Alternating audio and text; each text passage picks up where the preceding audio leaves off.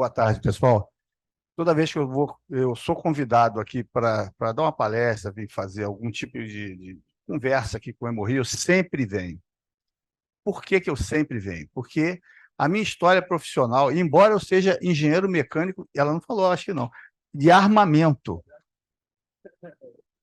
Eu sou formado em engenheiro mecânico e armamento pelo Instituto Militar de Engenharia. Meu negócio era matar mesmo. Porque você faz uma arma, qual é a primeira pergunta que você responde? Já que a gente está falando em inovação, falando em produto, né, desenvolver produto e tal, é o quê? Qual o efeito que vai fazer no alvo? É isso. Essa é a pergunta. Qual é o efeito que eu faço no alvo? Por que essa pergunta é importante você responder? Porque dependendo do efeito, você vai saber quanto de energia vai chegar no alvo. Eu sei que é triste, né? Mas é assim que se faz. E aí, quando você descobre qual é a energia, você sabe o quê? Qual é a velocidade que você chega lá naquele ponto. Quando você descobre aquela velocidade, você vai fazer o quê? Pá, vai puxar para a boca da arma, balística externa. Vai puxar para dentro da arma, até a munição tá paradinha ali, né? Balística interna. E depois é química, né? É quanto de pólvora, que aí é outra coisa. Mas você vê se tudo na vida tem uma pergunta. É aí que eu queria chegar. Tudo na vida da gente tem uma pergunta que a gente precisa fazer. Só que se a gente não aprender a fazer a pergunta certa, a resposta sempre será errada. Se você não aprende a perguntar, é que nem aquele papo do chapeleiro maluco, né, com a Alice. Não é? Era aquele papo de doido, né? Ah, você quer ir para onde? Eu falei assim, não sei, qualquer lugar, então qualquer caminho serve. Você não sabe para onde que você vai? Qualquer caminho que você pegar, tá bom. É mais ou menos o que a gente vê. Eu tenho acompanhado muitas pesquisas, né? E aí eu sempre falo para meus alunos o seguinte: 70% do teu mestrado ou do doutorado vai depender do problema que você identificou. Quando o empreendedor ele vai fazer algum produto novo, vai inovar algum produto, algum serviço novo, ele está, na verdade, querendo resolver o quê? É um problema de alguém. Porque se não tivesse um problema, para que ele vai fazer? Para que eu vou desenvolver um produto novo se eu não tenho um problema para resolver? Está tudo bom? Então, para que eu vou resolver uma coisa se não tem ninguém demandando isso? Quando a gente fala de uma inovação, de algo novo, né, uma descoberta, é porque existe um problema que precisa ser resolvido, e de uma forma prática, econômica. Quando a gente fala inovação, a gente está falando em algo que vai valer din-din. Eu sei que muitas vezes as pessoas da área de saúde ficam meio assim, pô, mas já vem o cara falar em dinheiro. Gente, nós vivemos num país e num mundo capitalista, embora alguns não acreditem nisso, né? Mas nós vivemos no mundo capitalista. Todo mundo aqui recebe salário. Se não recebe salário, recebe bolsa, ou está doido para receber uma bolsa, um salário.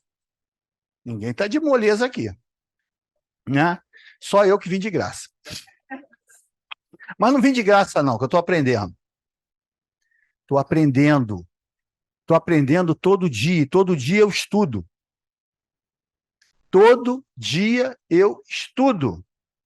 Vocês acreditam nisso? Acreditem. Eu estudo. Já tem um aluno me esperando lá na UF, vou sair daqui, depois já estou indo direto lá para a UF, que já tem um aluno meu lá me esperando, com hora marcada. Por quê? Porque a gente precisa desenvolver sempre coisas novas, descobrir. O que move o ser humano é a descoberta. Pode não ser toda a realidade, mas aquilo que ele acha que vai ser. E isso é que move, né, o inovador e o empreendedor. Aquilo que ele acha que vai acontecer. Pode não acontecer, mas ele vai trabalhar, vai ter que se rasgar todo para fazer acontecer. E eu digo, enquanto eu tiver tesão, eu vou fazer esse trabalho que eu faço. Eu sempre fiquei, graças a Deus, onde eu quis. Mesmo ganhando pouco dinheiro, dinheiro é o que menos importa. Dinheiro é o que menos importa. O que importa é ser feliz. Se você está feliz, não pode ser duro, né, gente? Eu não estou falando de dureza, pô. Não estou falando de pobreza, de miséria. Estou falando de dinheiro. O dinheiro não precisa ser muito. Porque tem gente que ganha muito e gasta muito. Então, o problema não é ganhar muito dinheiro. O problema é você saber viver com ele. Tenho aprendido muito com meu filho mais velho sobre isso. Mas ele tem mais que eu. Mas ele sabe, né? Então, eu quero falar com vocês aqui de uma coisa que está dentro de cada um de nós, que é o descobrir coisas, que é criar coisas. Então, vamos falar sobre inovação. Eu vou apresentar algumas coisas técnicas, depois eu vou falando algo mais sobre o mesmo tema.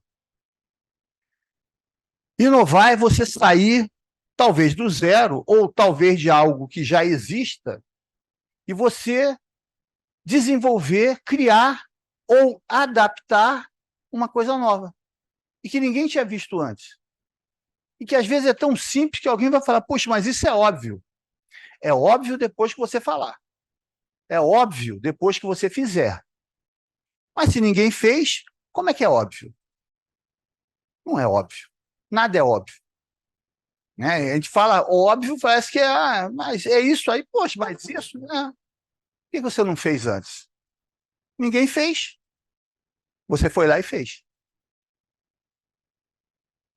Deixa eu ir passando aqui. Deixa eu ver se eu... acertei. Só para a gente ver ali o que é inovação. A exploração com sucesso de novas ideias que para as empresas pode significar, por exemplo, um aumento de faturamento. Já começou a falar em dinheiro. Mas não existe inovação se não tiver dinheiro envolvido, tá? Senão é só uma descoberta. Eu descobri um negócio. Beleza. Ótimo, maravilhoso. Deu dinheiro? Não, não é inovação.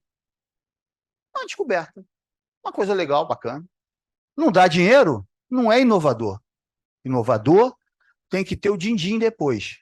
Alguém vai ganhar alguma coisa por causa daquilo ali que foi descoberto, ou foi inventado, ou foi melhorado. Mas tem que vir o resultado financeiro a posteriori. Acesso a novos mercados, aumento nas margens de lucro, tudo isso envolve a inovação. Para que isso ocorra, é necessário que seja causado um impacto significativo na estrutura de preços. Quando alguém inova, imagina, vocês não pegaram isso, vocês são muito novos, né? São muito novos. Aqui eu sou mais velho, tenho quase certeza disso aqui. Né? Então, vocês não pegaram quando. Vocês já pegaram aqui aquela impressora jato de tinta. Vocês não pegaram a matricial. Mas imagina num escritório, uma grande empresa que só tinha impressora matricial. E aí a HP chega e lança uma impressora que não fazia barulho nenhum. Imprimia tudo com jato de tinta. Imagina um impacto psicológico, não precisa nem ir muito longe, não, psicológico, nas pessoas. É tudo HP. Ela estabeleceu uma nova tecnologia, um avanço tecnológico que os outros, para terem tempo de copiar, né, ainda ia demandar muitos dias, muitas horas, muitos meses, né? Porque não é simplesmente você pegar e... Né, isso aí todo mundo faz. Eles têm até um nome bonito, né? Benchmarking. Eu vou fazer um benchmarking. O que eu faço? Eu sou de uma empresa automobilística. Eu pego uns 4 carros de uns 3 carros de outros, 4 desse aqui, corto ele todo. Olho todo aquele carro e tudo mais, e vou desenvolver o meu. Todos fazem isso. Eu compro um carro, eu comprei, é meu. Eu faço o que eu quiser. Eu tiro, desmonto, corto o motor, vejo como é que ele está funcionando. Porque eu quero saber o que o outro fez que está diferente do meu. Será que ele tem algum avanço que eu não estou descobrindo? É assim que acontece. É claro, aquilo que tiver coberto por patente, ele não vai poder imitar. Porque tem uma patente. Por isso que é importante ter patente. Desenvolver patente. Uma vez eu desenvolvi patente, mas foi há 30 e tantos anos atrás, eu nem sabia que esse negócio existia. E dei mal. Desenvolvi. Hoje em dia eu estaria, não vou dizer rico, não dava para ficar rico. Mas, assim, eu ia ficar muito bem. Uma coisa que custava $1.500 para fazer, eu fazia por 300, o que eu bolei. Claro, né? Caiu aqui uma arma, né? Claro, uma arma, chamada metralhadora .50. Eu desenvolvi uma nova maneira de fazer a manutenção. Mas eu nem sabia esse negócio de patente. Foi bom que eu saí tenente-coronel com 39 anos. Fui promovido rápido, mas só isso, não deu dinheiro. Eu acho que não foi uma inovação, né? Bem, mas olha, é um conjunto de novas tecnologias, a inovação em saúde, e metodologias para a prevenção, diagnóstico e tratamento de diversas doenças e condições que afetam a população. É claro que tem um olhar diferente a tecnologia da saúde. Por quê? Porque você tem que tomar uma série de cuidados antes para ver se aquela tecnologia não vai ter um efeito adverso. É diferente de tecnologias que você usa no dia a dia das pessoas, né? E dificilmente tem esse tipo de efeito. Agora, quando você identifica um novo, cria ou desenvolve um novo medicamento, você tem uma série de testes que tem que ser feitos para que eu me acautele para que aquilo não tenha algum outro efeito que ninguém saiba exatamente qual é. Por quê? Porque é algo novo e que você não experimentou ainda numa quantidade suficientemente grande, numa população suficientemente grande da população para você saber se aquele risco é admitido. Risco sempre haverá. Estava até batendo um papo aqui ainda há pouco sobre isso. Risco vai haver. Ah, vou testar aquilo ali. A probabilidade é 0,001. É só você multiplicar por 1 milhão de pessoas. É só você multiplicar. Você vai ver que tem uns 10 ali. Então, de cada 1 milhão, 10. Se for aqui no Rio de Janeiro, para 7 milhões, eu tenho 70 pessoas que vão se dar muito mal com aquele medicamento. Mas é só 0,001. É, é só 0,001, mas tem 70 aqui no Rio. Se a gente for levar no Brasil, tem 210 que vão se dar muito mal com aquele medicamento, que fez para, vamos dizer assim, servir para 1 milhão, 2 milhões, 30 milhões.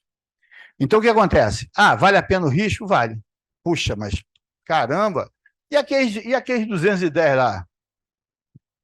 A gente vai ter que descobrir um jeito de mitigar aquele risco que aquela pessoa vai sofrer. Por quê? Porque tem milhões que vão se beneficiar com isso. Eu sei que é meio complicado de falar isso, mas vocês da área de saúde, vocês entendem bem o que eu estou falando. É mais difícil, talvez, na universidade, no meio de intelectuais, pessoal da área de humanas. Eles não vão entender muito isso, não. Mas todo mundo tem que dar a mão, tem que ficar bem e tal. Não tem essa, não. Infelizmente ou felizmente, né, nós evoluímos como civilização, vamos dizer assim, porque a gente foi tendo os riscos e a gente foi suportando os riscos para que a grande maioria pudesse sobreviver. Ou acho que a gente está com esse tempo todo vivendo aqui, né? Por quê? Muita gente morreu para inventar esses medicamentos todos que a gente tem hoje, esses exames todos que a gente tem hoje, as técnicas que a gente tem hoje, de cirurgia, tudo isso. É óbvio. É claro que o povão, como um todo, né, não sabe disso, mas a gente sabe que é isso que acontece. Tem um risco. E a inovação envolve risco também. É por meio dela que os tratamentos evoluem e a qualidade de vida das pessoas aumenta. Tá? Por exemplo, eu não posso, eu não, frutos do mal me ferram. Eu tenho uma alergia.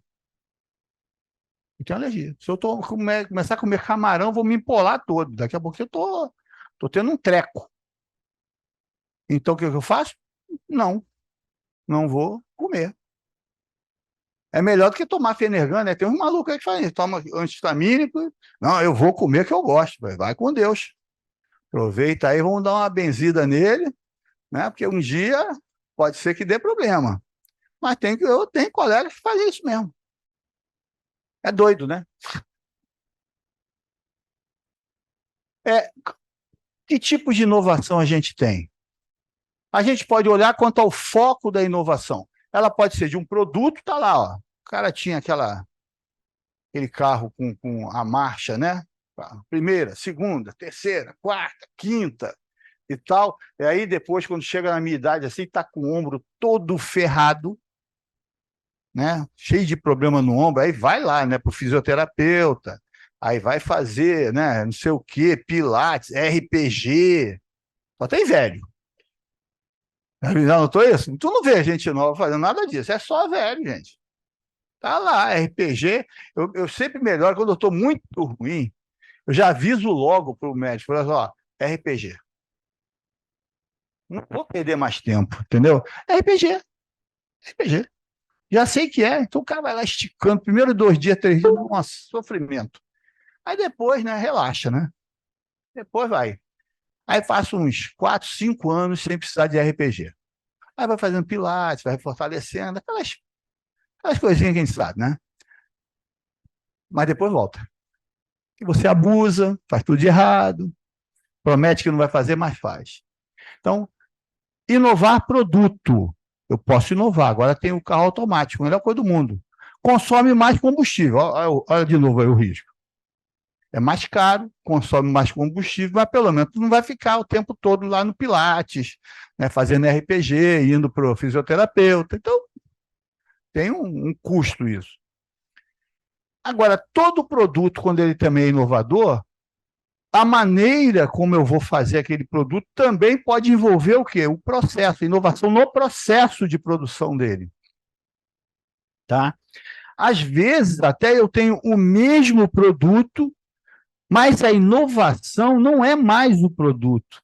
É porque agora eu faço aquele produto de outra maneira. Então, eu tenho uma inovação no processo. E como eu tenho uma inovação no meu processo, o meu processo tem um custo menor do que aquele mesmo produto quando é feito por uma outra empresa. Então, eu tiro a outra empresa do mercado não por causa do produto, ela tem capacidade de produzir aquele produto. Mas o problema é que o meu processo custa muito menos, 30%, 40% mais barato. Aí o que eu faço? Eu diminuo o preço. Eu diminuo o preço até que vai quebrar outra empresa. Vocês acham que não fazem isso? Fazem sim. Aí quebra e sai do mercado, aí eu tô. Por isso que tem, né? Esses CAD da vida, né?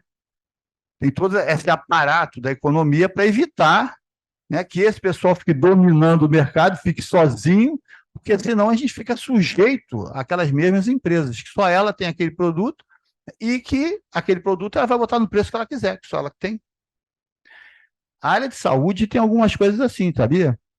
Quando você tem na área de farmácia, né, alguns tipos de medicamentos, só determinadas empresas têm. Estava faltando um tempo aí, eu sou hipertenso, né? Ah, você vai ficando velho, tu vai ficando tudo, né, cara? Tudo de bom, né? Aí eu estava procurando tal da Atencina 0,100. Não sei se já regulamentaram, eu acho que não, né? Eu acho que não deve ter, não. Eu estou começando a ficar desconfiado do porquê. É porque ele é barato e eficiente. Se eu quiser aumentar o preço, não dá. O que eu faço? Tiro. Tiro. Hum, o mundo é mau. A gente pode até não acreditar às vezes, mas é muito mal às vezes. E tira do mercado e eu não vou produzir, porque isso aí é muito barato, é efetivo, e eu prefiro ficar. Não vou produzir, não, vou produzir o 150, vou produzir não sei o quê, e o cliente que se dane. A área de saúde é complicada, hein, gente? Vocês têm certeza que vocês querem ficar na área de saúde mesmo? É complicado pra caramba, hein? Pensa direitinho. Vamos lá. Inovação organizacional. Às vezes a inovação é na logística. Às vezes a inovação é na venda. Eu vou vender, a maneira como eu vou vender o produto. Às vezes a inovação é no invólucro, na caixa. É a cor da caixa, é o formato da caixa. O cliente acha ótimo. Mas ele não está mais vendo o produto em si. Isso é tanto verdade que o maior concorrente,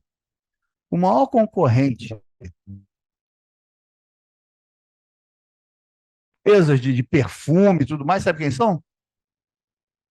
São as empresas de chocolate. Sabiam disso? os maiores concorrentes das empresas que vendem perfumes, da Natura, esse negócio todo, é a Neugebauer, entendeu? É só, mas chocolate chique, né, cara? Não é aquele chocolate garoto, aqueles lá que tá brabo que você come, não. Tá? É a Cacau Show. Aí tu vai pegando. Por quê? Por quê? Porque a empresa que vende perfume, ela não vende perfume. Ela vende um sonho. Hum? Olha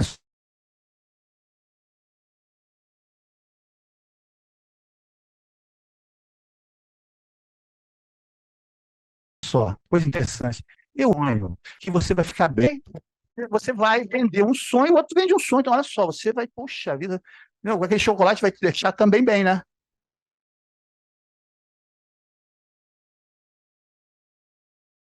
Quando a pessoa está muito nervosa, o que ela faz?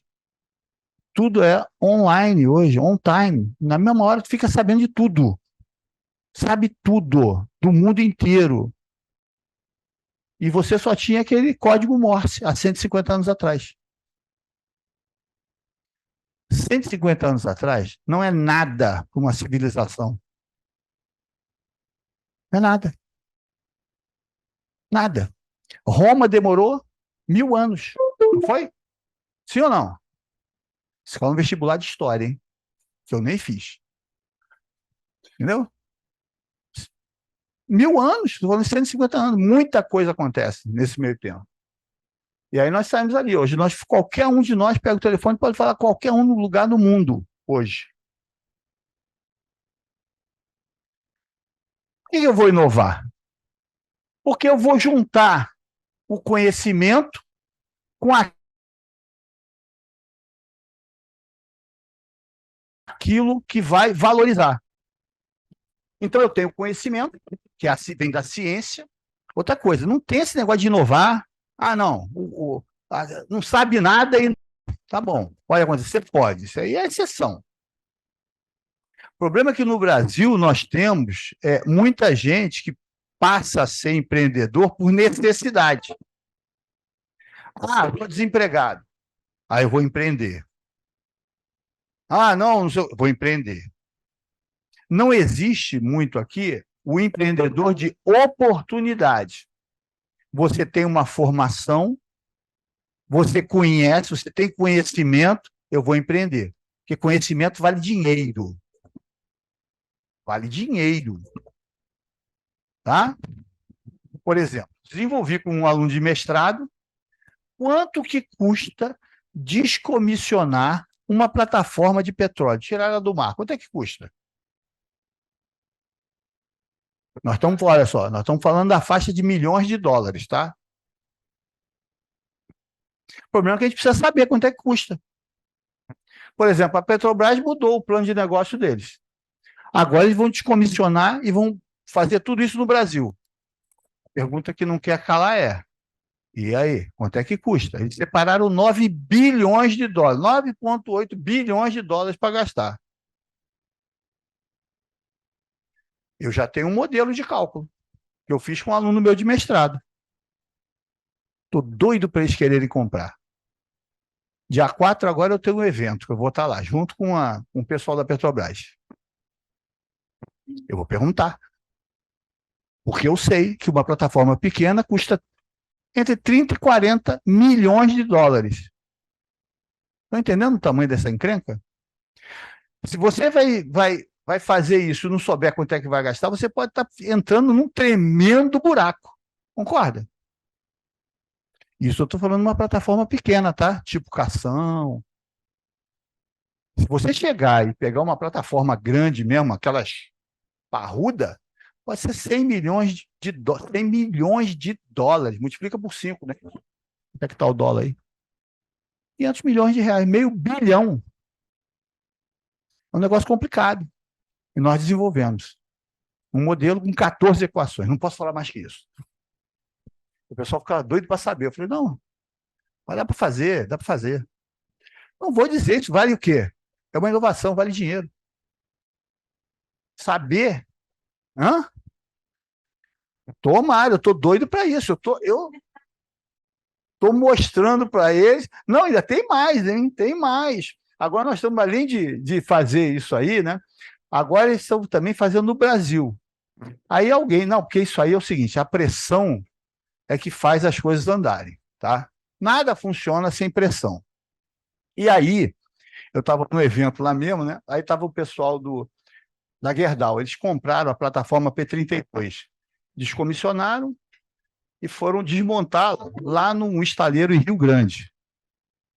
Imagina, uma plataforma para desmontar no estaleiro, e aí o aço foi pego pela Gerdau, que já estava na concorrência, né? E levou para charqueadas para desmantelar, para reciclar, né? Aí eu estava no evento, né? A Gerdau botou a seguinte pérola. Olha, 0,93, estou dando um dado que é deles, tá? Eles mostraram no evento.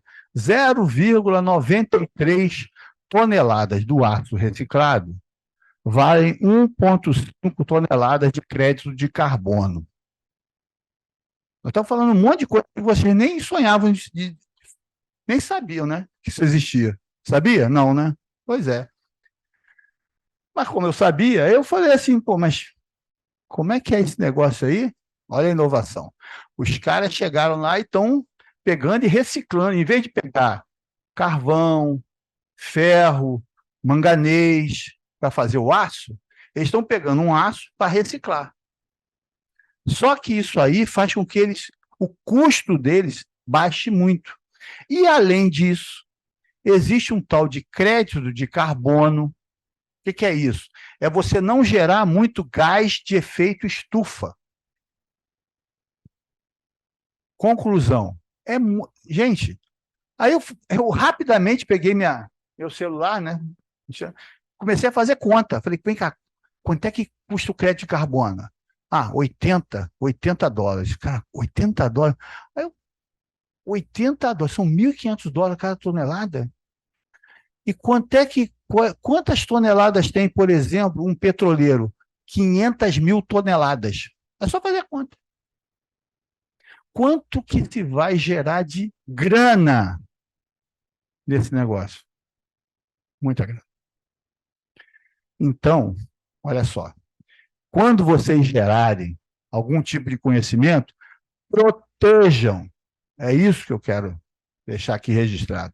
Protejam. Conhecimento vale dinheiro. Por isso que quem não estuda não vale nada. Quer dizer, não vale nada ele não. O conhecimento não vale nada. Quem não estuda. Quem estuda, está por dentro, sabe o que faz, vale muita grana. Agora, você tem que proteger o conhecimento que você tem. Isso não é uma coisa ensinada nas nossas escolas. Eu não aprendi isso na escola. E aprender isso depois. Eu ensino hoje para os meus alunos.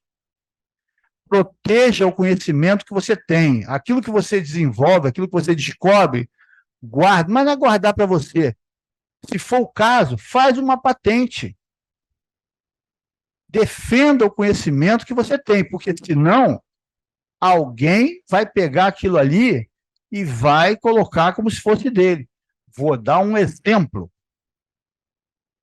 Eu sei que estou estourando o tempo já estão com raiva de mim, faltam 5 minutos. Mas esse exemplo é importante. Tem uma empresa lá no Vale, lá em Resende, Porto Real, Resende, BMB Mold Center. Eles é que sempre fizeram o segundo, o terceiro e o quarto eixo do caminhão da Volkswagen. Caminhão que é feito pela Volkswagen lá em Resende. O terceiro e quarto eixo, para aumentar a tonelagem, quanto mais eixo você tem um caminhão, mais ele aguenta peso, mais ele aguenta tonelagem. Quem fazia era a BMB.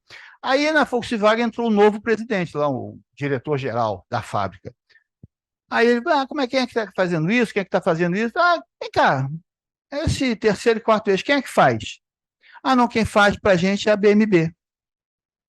Pergunta do cara, um português. Eles têm patente? Qual foi a resposta? Não. Ah, não tem? Nós vamos fazer. Nós vamos fazer. Eles perderam 97% do faturamento. Quase fecharam. Por quê? Porque eles não defenderam o conhecimento que era deles. Eles desenvolveram. E eles não defenderam. Eles quase fecharam. Agora, vai hoje lá na BNB Boot Center para você ver. Ninguém entra. Tudo eles botam patente, tudo eles defendem.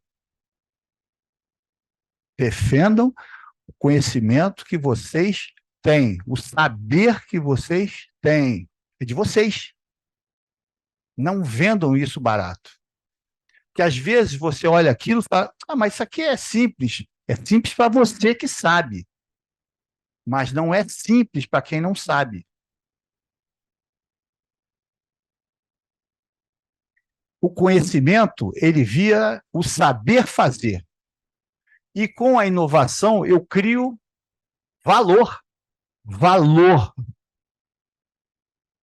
Valor. Pode ser dinheiro, pode ser até a projeção, pode ser o reconhecimento da sociedade. Valor. E o empreendedor, esse valor, ele vai materializar e realizar. Quais os benefícios dessa inovação para o setor de saúde? Principalmente, redução de custo, que é importante, que os custos da saúde sempre estão aumentando muito, mais do que nos outros setores da sociedade, tá? O custo dos vários setores da sociedade é um. O da saúde, especificamente, é sempre maior o aumento do que nos outros setores. Maior do que na siderurgia, maior do que no metal mecânico, é maior do que no turismo, maior que tudo. A saúde sempre supera. E não é de hoje. Não é de hoje. Desde que começaram a levantar isso em 1950 e pouco. Sempre é mais caro na saúde, o crescimento é maior nos custos do que nos outros setores. Por quê? Porque sempre tem alguém que fala o quê? Aquela frasezinha de plano de saúde. Saúde não tem preço, mas tem custo. Não tem preço, mas tem custo, hein? Otimização do tempo, autonomia para o paciente. Então, sempre a inovação está buscando essas três questões. Eu só peguei lá e saiu, falei que não tinha, mas saiu sim. Aqui eu peguei dos próprios Médicos Sem Fronteiras. O que eles veem, né? Eles veem a questão da resistência a antibióticos, eles estão trabalhando nisso, na parte de inovação, né? A inteligência artificial para diagnóstico de câncer do colo de útero, próteses, né, sendo feitas com impressora 3D, estrutura de saúde modulares pré-fabricadas, porque eles andam pelo mundo inteiro, então desmonta aqui, monta lá, então tem que ser tudo modular. Para oferecer tratamento de alta qualidade, baseado em evidências, em ambientes desafiadores e com poucos recursos, é preciso que a inovação esteja no sangue de quem é do Médico Sem Fronteira. Eles estão sempre inovando. Vou correr. Aqui, alguns exemplos de inovação radical que estão sempre em alta: as terapias genéticas, soluções que mudam a jornada do paciente, tecnologias de impressão 3D, descentralização dos postos de atendimento. E outros tipos que estão avançando muito, que alguns ainda estão em fase ainda embrionária de pesquisa, mas muitos já estão avançando. Nanotecnologia, robô cirurgião, inteligência artificial em vários pontos, telemedicina, prontuário eletrônico, realidade aumentada, né? Eu só vou trazer aqui, só para fechar, prometo agora, em menos de 5 segundos, isso é mentira. Então, falar sobre os empreendedores no Brasil. Eu peguei uma pesquisa, a pesquisa do GEM, né? Eles falam sobre a questão do empreendedor. Quem é essa pessoa? Tem os empreendedores iniciais, que eles são os nascentes, que é aqueles que têm menos de 3 meses, não conseguiram ganhar dinheiro com aquilo que eles fizeram ainda. E tem os empreendedores novos, são os que eles já conseguem tirar um salário, algum tipo de retorno, né, prolabore e tal, daquilo que eles desenvolveram, mas ainda são muito recentes, de 3 a 42 meses, dá 3 anos e meio, mais ou menos. E os empreendedores que já estão estabelecidos, aqueles que já deram uma guinada. Só para ter uma ideia, qual é o sonho das pessoas no Brasil? Primeiro, viajar pelo Brasil. Tanto faz ele ser empreendedor como não empreendedor. É o primeiro. Depois vem comprar casa própria. Tá lá. Depois, viajar para o exterior. E depois, ter o próprio negócio. Vem depois. É o quarto, né? É o quarto que vem ali. Eu já aprendi com meu filho que aquele segundo aí, comprar casa própria, eu já aprendi, né? Que comprar casa própria é segurança psicológica,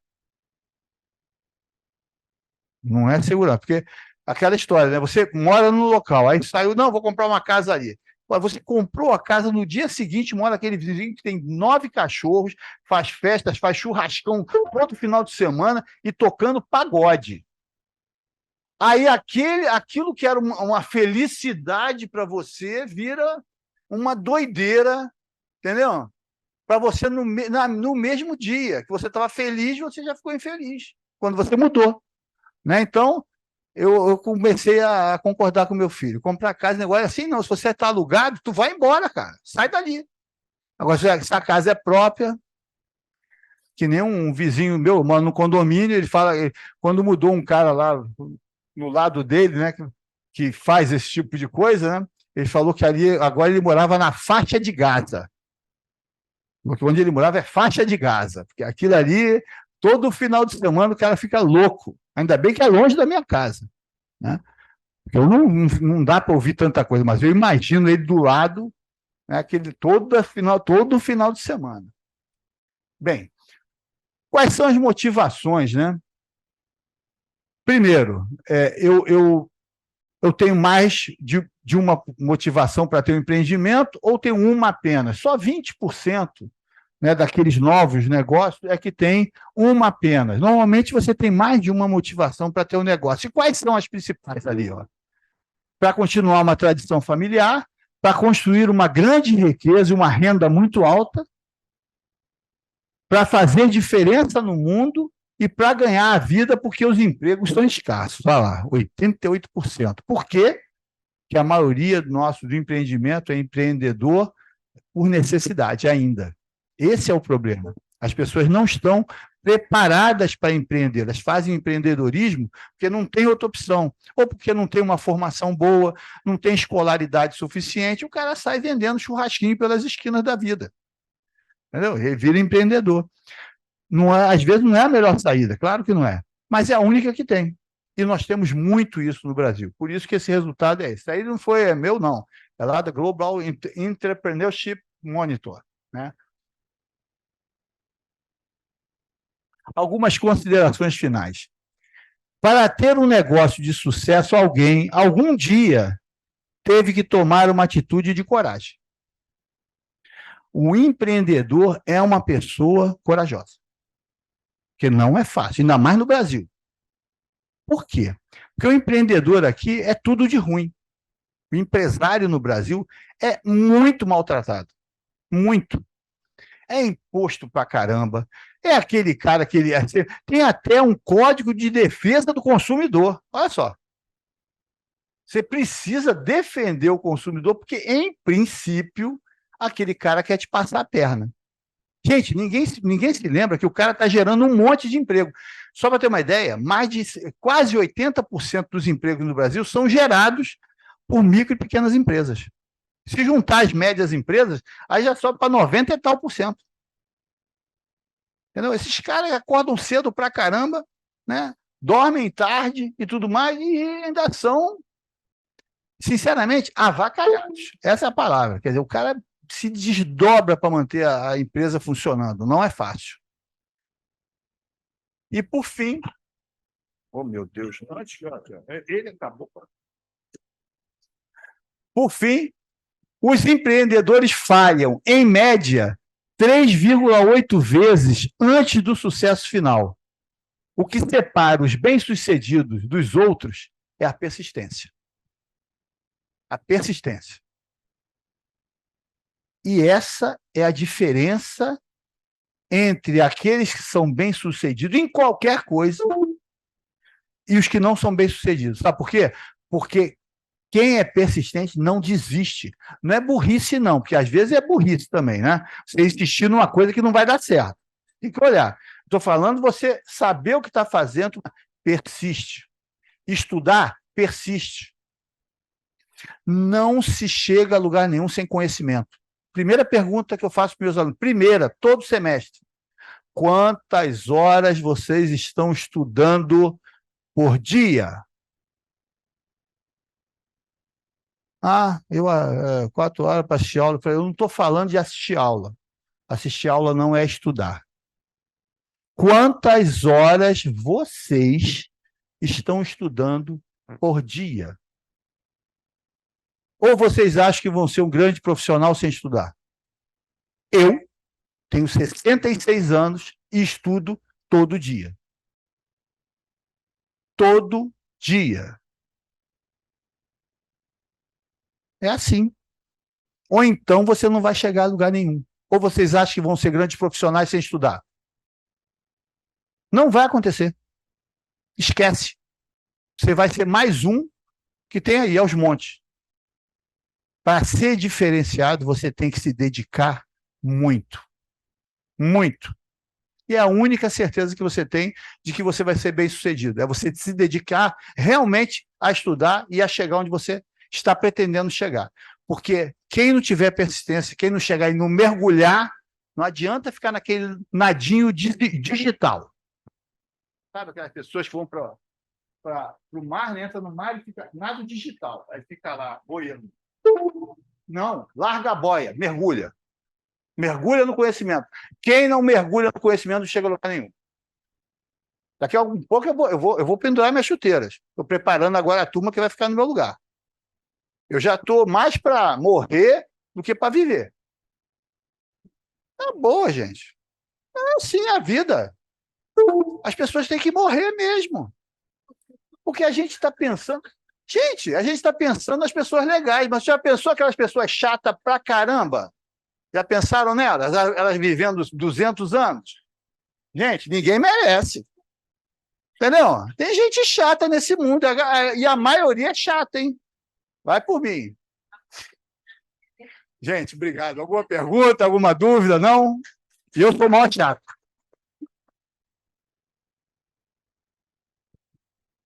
Muito bom. Mais uma vez, obrigada. Vamos abrir para as perguntas. Alguém tem alguma pergunta? Eu tenho.